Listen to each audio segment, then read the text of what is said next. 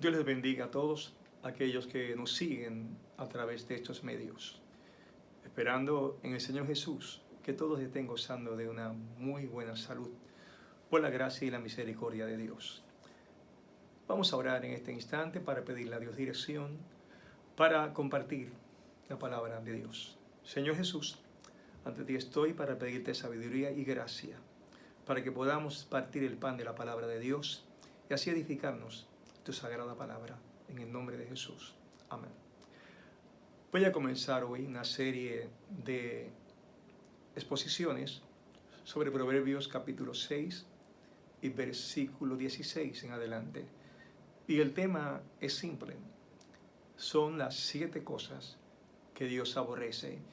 Cuando hablo de la palabra aborrecer, significa aquellas cosas que Dios no ama, aquellas cosas que Dios, por decirlo así, detesta, no le caen bien ante sus ojos. Y la razón por la que hablaremos de este tema, primero porque está en la palabra de Dios, pero hay que señalar que cuando las personas llegan al Señor Jesús, se presentan 2 periodos en su vida. El primero, cuando oyendo el Evangelio, se arrepiente de sus pecados y confiesa a Jesús como Señor. En ese instante, la Biblia nos enseña que Jesús no solo entra en nuestro corazón, sino que el Padre nos justifica por la fe. Por lo tanto, en ese instante ya nuestros nombres son confirmados en el libro de la vida y en ese instante Dios te recibe, si fuera el caso en que ese día Él te llamara a su misma presencia. La única persona que vivió una sola etapa de su vida, en el ejemplo bíblico, es aquel ladrón que junto a Jesús fue crucificado y reconoció que Jesús era el Hijo de Dios y el Mesías. Aquella persona, Dios le prometió que en ese mismo día, Jesús le prometió que en ese mismo día entraría al paraíso. Pues esa persona confesó a Jesús, pero no tuvo la oportunidad de vivir una vida de seguimiento ni de discipulado, ni tuvo la oportunidad de acumular riquezas en el reino de los cielos, simplemente porque inmediatamente en ese mismo día, en esa misma ocasión, entró a la presencia de Dios. Ahora, nosotros que hemos recibido a Jesús como Señor y Salvador, estamos peregrinando en la vida, estamos haciendo tesoros en el cielo y estamos acumulando bendiciones que luego al entrar a la presencia de Dios se convierten para aquellos que lo han ganado en galardones. Hay galardones, hay recompensas que vienen con Jesús y que el Señor entregará. Nosotros los que hemos perseverado y estamos caminando delante del Señor, nos presentaremos ante el tribunal de Jesús para recibir según lo que hayamos hecho en el cuerpo. Y no nos referimos a la salvación, pues somos salvos por gracia, como un regalo divino por la fe en Jesús. Nos referimos a esas bendiciones que vienen a través de la obediencia. Así es que todos convertidos, ¿qué buscamos? Como convertidos y seguidores de Jesús, debemos buscar agradar a Dios. Esto es, caminar, vivir, expresarnos de tal manera que nuestro Padre Celestial se agrade de nuestras vidas. Así es que mientras leemos la Biblia y estudiamos la Biblia, vamos aprendiendo aquellas cosas que Dios no quiere que hagamos, aquellas cosas que Dios quiere que hagamos, aquellas cosas que debemos rechazar y aquellas cosas en las cuales debemos crecer y desarrollar nuestro carácter cristiano. Por eso vamos a hablar de aquellas cosas, 7 cosas que Dios no ama, que son las 7 cosas que usted y yo debemos evitar y desarrollar, por el contrario, una mentalidad y una actitud diferente a estas 7 cosas que Dios aborrece. Pues empezaremos hoy hablando de la primera cosa. Leo literalmente en Proverbios capítulo 6 y verso 16. Dice, 6 cosas aborrece Jehová y aún 7 abomina su alma. Así es que en realidad son 7 y la forma en que se escribe el texto es en una forma llamativa, simplemente o ornamental, para que entendamos que son 7. 7 es un número perfecto. En la Biblia, 7 es un número que indica lo que está completo. Así que hablaremos hoy de 7 cosas que completan aquello que a Dios no le agrada. Las leeré todas, sin embargo, hoy vamos a discutir o a explicar la primera de ellas. Proverbios 6:17 dice, los ojos altivos, la lengua mentirosa, las manos derramadoras de sangre inocente, el corazón que maquina pensamientos inicuos, los pies presurosos para correr al mal, el testigo falso que habla mentiras y el que siembra discordia entre hermanos. Estas son las 7 cosas que Dios aborrece. Y notamos que todas estas 7 cosas que Dios aborrece tienen que ver con lo que el hombre le hace a su prójimo. Son pecados relacionados con lo que le hacemos a nuestro prójimo. ¿Recuerdan cuando aquel maestro se acercó a Jesús y le preguntó sobre los mandamientos, el mandamiento más importante de la ley? ¿Qué Jesús dijo? Leo literalmente en Marcos 12:29. Jesús le respondió, el primer mandamiento de todos es, oye Israel, el Señor nuestro Dios, el Señor uno es. Y amarás al Señor tu Dios con todo tu corazón y con toda tu alma y con toda tu mente y con todas tus fuerzas. Este es el primer mandamiento. Y el segundo es semejante. Amarás a tu prójimo como a ti mismo. No hay otro mandamiento mayor que estos. El primer mandamiento habla de nuestra relación con Dios. Pero el segundo mandamiento habla de nuestra relación con nuestro prójimo. Y notamos que estas cosas que Dios aborrece tienen que ver exclusivamente con nuestra relación con el prójimo. Las cosas que Dios aborrece son aquellas cosas que le hacen daño a mi prójimo. Y como Dios quiere que amemos a nuestro prójimo, es el segundo gran mandamiento, entonces esta enseñanza nos va a ayudar a vivir de una manera que honremos a Dios y de una manera en que podamos amar realmente a nuestro prójimo. Por tanto, la primera cosa que Dios dice en su palabra es los ojos altivos. Dios aborrece los ojos altivos. Naturalmente, esto es una figura. Los ojos altivos simplemente hablan acerca de la actitud de exaltación, de estar o sentirse soberbio, sentirse orgulloso. La palabra, de hecho, hay 2 palabras aquí en esta frase. La primera frase es ajim, y esa frase significa el ojo o la fuente de donde salen el agua, por ejemplo. Pero también en sentido figurado, algunos léxicos hebreos dicen que significa cualidades mentales o facultades espirituales. La otra palabra habla de einajim o einaim, que significa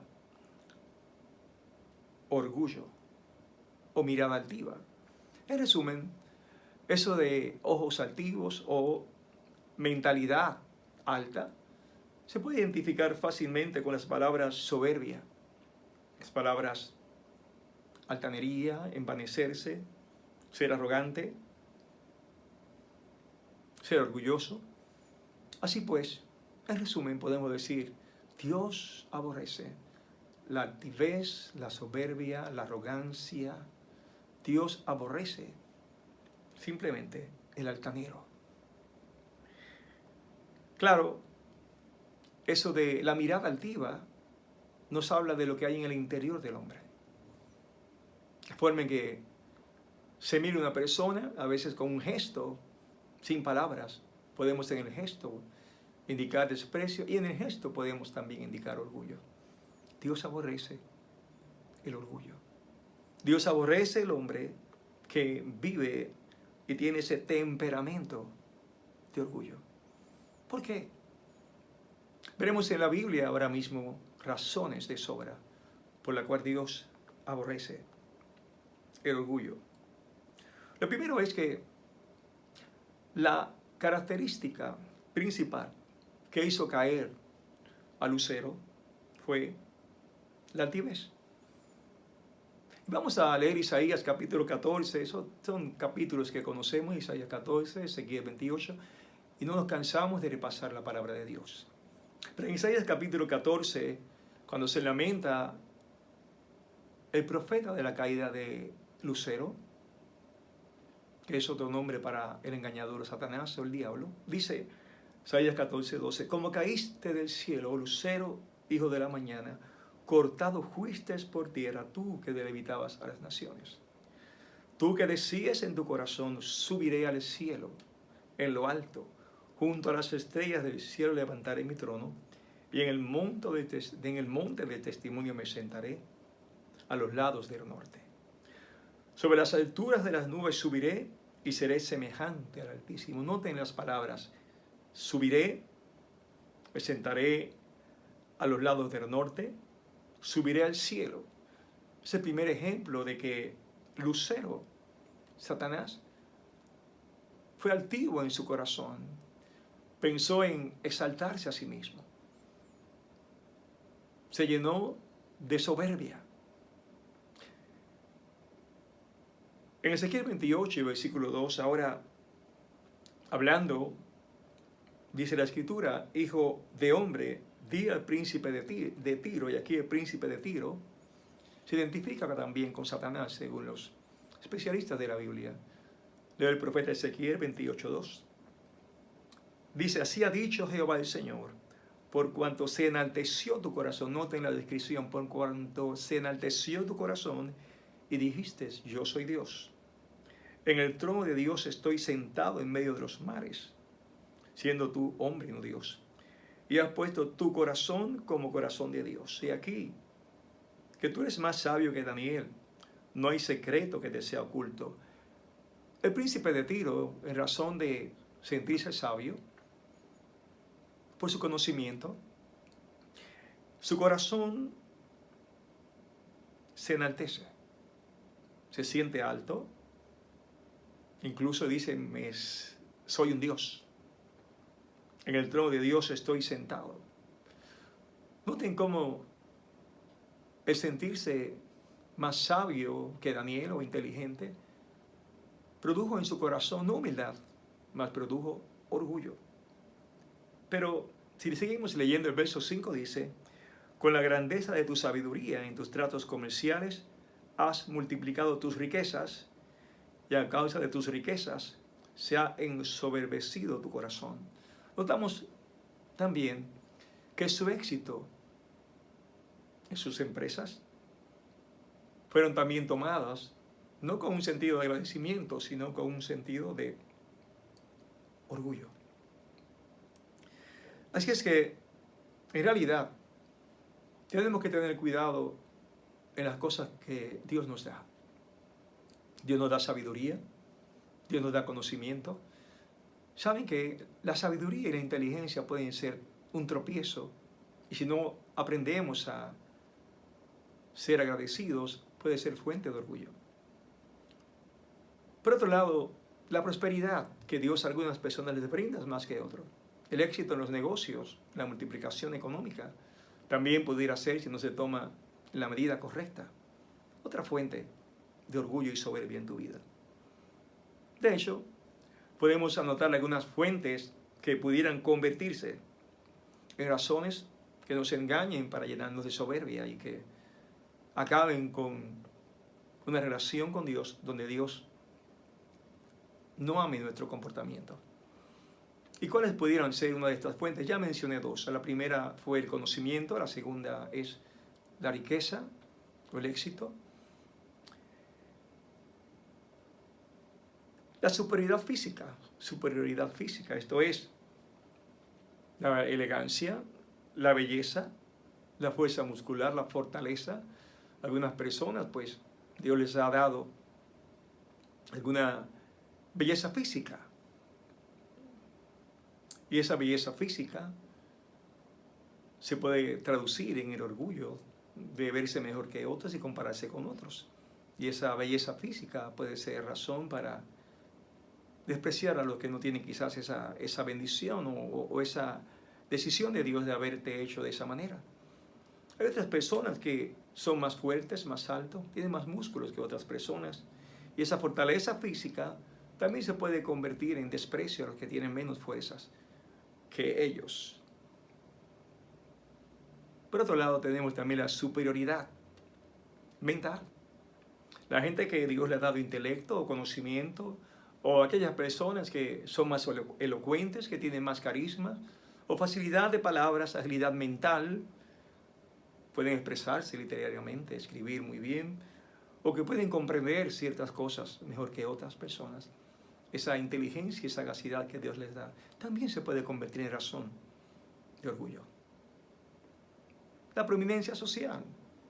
Las personas que están en rangos sociales diferentes han escalado posiciones, o nacieron con ciertas riquezas, o en el quehacer de la vida han cambiado sus posibilidades económicas, logran mejores lugares y mejores viviendas, o han recibido distinciones en su trabajo. Todas estas cosas también pudieran convertirse en un corazón lleno de orgullo. También podemos hablar de la acumulación de los logros, servicios prestados, reconocimientos, premios. Y así usted pudiera añadir al listado, pero lo interesante es que todas estas cosas provienen de la mano de Dios. Y cuando nosotros no aprendemos que todo proviene de las manos de Dios, que Dios da la sabiduría, Dios da la prosperidad, Dios es quien nos permite lograr. Cuando no reconocemos a Dios en todo lo que hace, nos engañamos a nosotros mismos, creyendo que hemos sido nosotros, y entonces deshonramos a Dios y nos llenamos de orgullo, y ese va a ser el comienzo de nuestro tropiezo. Permítanme leer la historia, unos textos de la Biblia del Antiguo Testamento que he compartido sin duda con ustedes. Voy a Deuteronomio capítulo 8, cuando Dios le advierte al pueblo las cosas que deberían cuidarse cuando entraran a la tierra prometida. Entre las cosas que le dice Dios cuando entren a la tierra prometida, encuentren todas aquellas bendiciones, casas que ustedes no hicieron, cisternas llenas de agua, frutos en la tierra, dice el Señor, Deuteronomio 8:14, y se enorgullezca tu corazón. Ante todas estas bendiciones dice, y se enorgullezca tu corazón y te olvides de Jehová tu Dios, que te sacó de tierra de Egipto, de casa de servidumbre. Quiere decir que todas las bendiciones que ellos iban a encontrar, al compararlas con el pasado, estos venían de 40 años en un desierto sin nada y entrarían en una tierra rica en bendiciones, en frutos, ciudades hermosas que iban a adquirir, que iban a hacer herencia de parte de Dios para ellos, iban a encontrar tierra fértil, iba a ser una bendición esa vida. Dios les advierte que tengan mucho cuidado, que ellos tengan el cuidado de no olvidarse de Dios. Y les dice en el verso 17, y digas en tu corazón, mi poder y fuerza de mi mano me han traído esta riqueza. Qué engaño terrible que alguien piense que logró algo por su poder, aunque en realidad parece que nuestro esfuerzo es el que nos lleva a veces al éxito. Hay que entender que tu esfuerzo es solo posible porque Dios te ha dado la razón, la capacidad, la salud de que puedas hacerlo. Al fin, todo se lo debemos a Dios. Dios le advierte al pueblo esto. Tengan cuidado. No se olviden que he sido yo. Y usualmente, y con tristeza, los cambios de estados sociales nos pueden engañar y llevarnos a la soberbia. Naturalmente no tiene que ser en ninguna manera de esa manera. Absolutamente no tiene que ser de esa manera. Tenemos que aprender a vivir agradeciendo las bendiciones sin permitir que esas bendiciones las juzguemos mal y se conviertan por nuestra falta de piedad y nuestra falta de agradecimiento en motivo de orgullo y luego en motivo de caída. La soberbia, como dije, hace menospreciar. Primera de Corintios capítulo 8 nos pone el ejemplo de creyentes que estaban menospreciando y tenían poca generosidad en contra de otros creyentes. La razón era el conocimiento. Primera de Corintios 8:1 dice, en cuanto al sacrificado a los ídolos, sabemos que todos tenemos conocimiento. El conocimiento envanece, pero el amor edifica. Y luego cuando explica del problema que había, algunos creyentes no querían comer la carne que vendían en el mercado de Corintios. Eran carnes que primero se sacrificaban, los animales se sacrificaban primero los ídolos de la ciudad.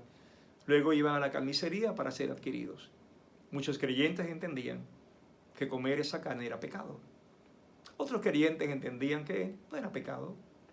A eso se le llama hermanos con conocimientos. Y a los hermanos que no querían comer la carne se les llama hermanos débiles.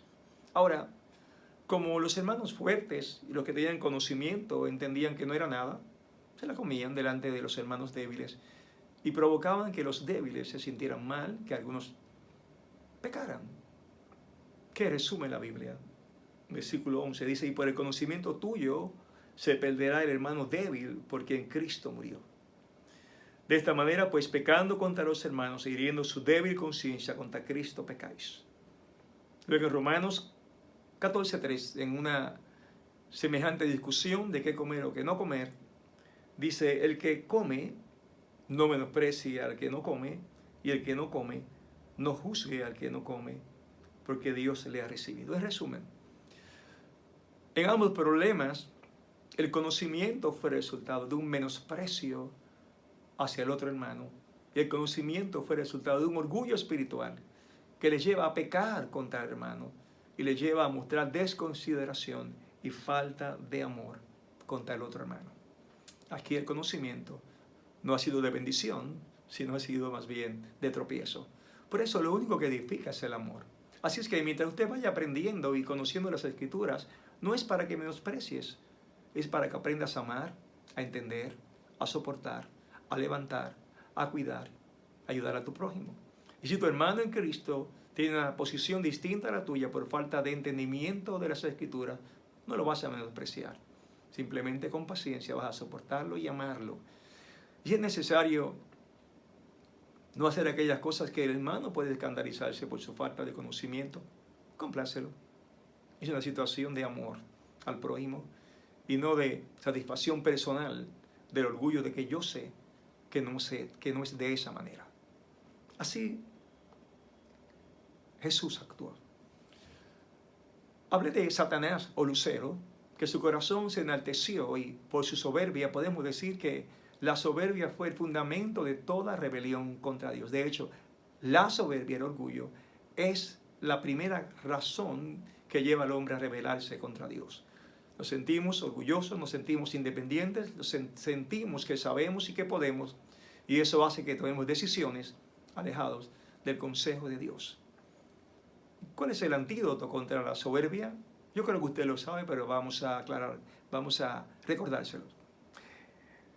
Filipenses capítulo 2, versículo 5 dice, haya pues en vosotros este sentir que hubo también en Cristo Jesús, el cual siendo en forma de Dios, no estimó el ser igual a Dios como cosa a que aferrarse, sino que se despojó a sí mismo, tomando forma de siervo, hecho semejante a los hombres, y estando en la condición de hombre, se humilló a sí mismo, haciéndose obediente hasta la muerte y muerte de cruz.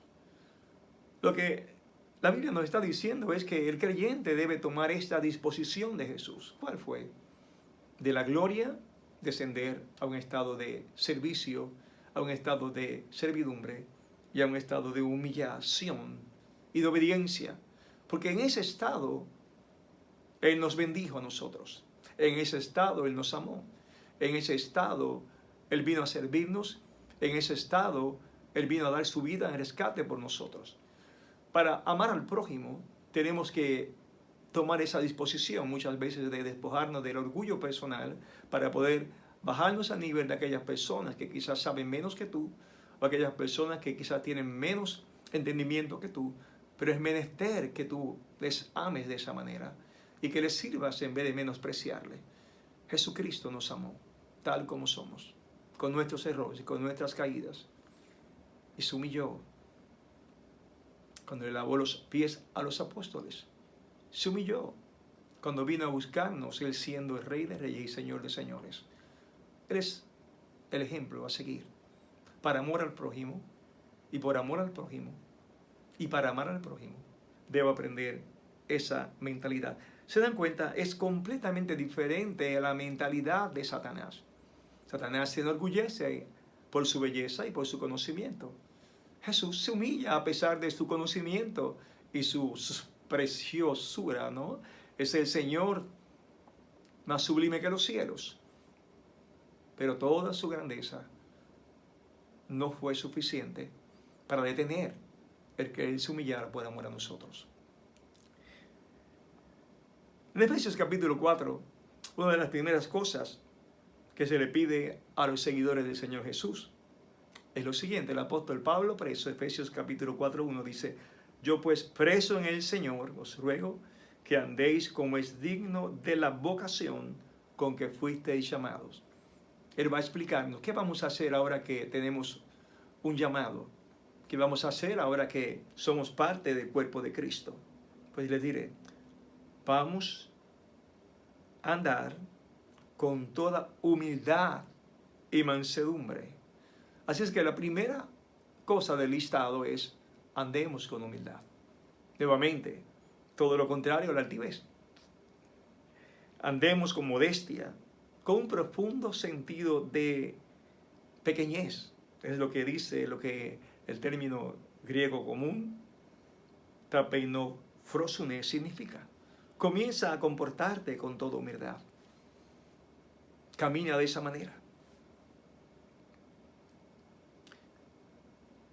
Es interesante que no dice que camines con humildad, sino con toda humildad, como para enfatizar que es mucho más que simple humildad. Porque es obvio que la soberbia nos hace caer. Es obvio que la soberbia Dios la aborrece. Y tú no quieres que Dios esté enojado contigo. Tú quieres que tu vida y tus hechos agraden a Dios. En Mateo 5:3 Jesús dice: bienaventurados los pobres en espíritu, porque de ellos es el reino de los cielos. Y aquí, pobres en espíritu, lo que se refiere es a la persona humilde. No tiene riqueza, sino humildad. Se acerca a Dios, busca a Dios. Por naturaleza, el hombre, cuando nada le falta, no busca a Dios. Con tristeza, el hombre, cuando sus problemas le son resueltos, en vez de acudir a la iglesia o de acudir a Dios en oración, se olvida de orar. Pero tenemos que aprender a reconocer a Dios en todas las cosas. Hay razones, dice la Biblia: antes del quebrantamiento es la soberbia, y antes de la caída, la altivez de espíritu. Salmo 4:6 dice: pero Dios, Él da mayor gracia. Por esto dice: Dios resiste a los soberbios y da gracia a los humildes. Porque tú salvarás al pueblo afligido y humillarás los ojos altivos. Definitivamente Dios no ama la altivez, no ama el orgullo. Es muy triste que en estos tiempos lo más que se promueve es un espíritu de orgullo en las personas. Todo lo contrario al mensaje bíblico. Lo más que se promueve es la forma en que tú logres éxitos y que sobre esos éxitos te apoderes de esos éxitos como pensando que has sido tú, tratando de elevar tu ego. Es todo lo contrario de las Escrituras. Dios nos prospera, Dios nos bendice y nos llama a ser servidores y amar al prójimo. Ese es el Evangelio. Es la forma en que el verdadero Hijo de Dios vive. Lo contrario es completamente en contra de las Sagradas Escrituras. Pero, ¿qué haremos? ¿Cómo vamos a mantenernos con las bendiciones que Dios nos da? Humildes. ¿Es posible? Pues claro. Vamos a finalizar leyendo un hombre que fue bendecido, prosperado, en sabiduría, en conocimiento, en victorias, en riquezas, pero se mantuvo humilde. Es el rey David. Salmo 131, 1 dice: Jehová, no se ha envanecido mi corazón, ni mis ojos se enaltecieron, ni anduve en grandezas, ni en cosas demasiado sublimes para mí. En verdad que me he comportado y he acallado mi alma, como un niño destetado de su madre. Como un niño destetado está mi alma. Espera, oh Israel, en mi Jehová, desde ahora y para siempre. Aquí hay un secreto. Este hombre dice: no se ha envanecido mi corazón, no se enaltecieron mis ojos, no anduve en grandezas, ni en cosas demasiado sublimes para mí. ¿Le era posible a David? Claro que sí, era rey. Sin embargo, él escogió tener cuidado en cómo se conducía. Él escogió en que su corazón no se entretuviera en las grandezas o las cosas que los hombres llaman grandezas, ni en cosas que fueran demasiado sublimes. Un hombre simple dentro de las cosas preciosas que Dios le entregó. Y me parece que el verso 2 es la razón, porque siempre se tranquilizó, se comportó. Su alma estuvo satisfecha como un niño que ha acabado de recibir leche de la madre. Como un niño que primero estuvo llorando pidiéndole a la madre leche, y luego, una vez que ha sido destetado, ha tomado la leche materna, luego duerme tranquilo, satisfecho. Su alma ha hallado completa satisfacción esperando en Dios. En nuestras vidas, nunca dejemos de confiar y esperar en el Señor. Eso va a guardar nuestra vida de caer en la terrible condición del orgullo, cosa que Dios aborrece.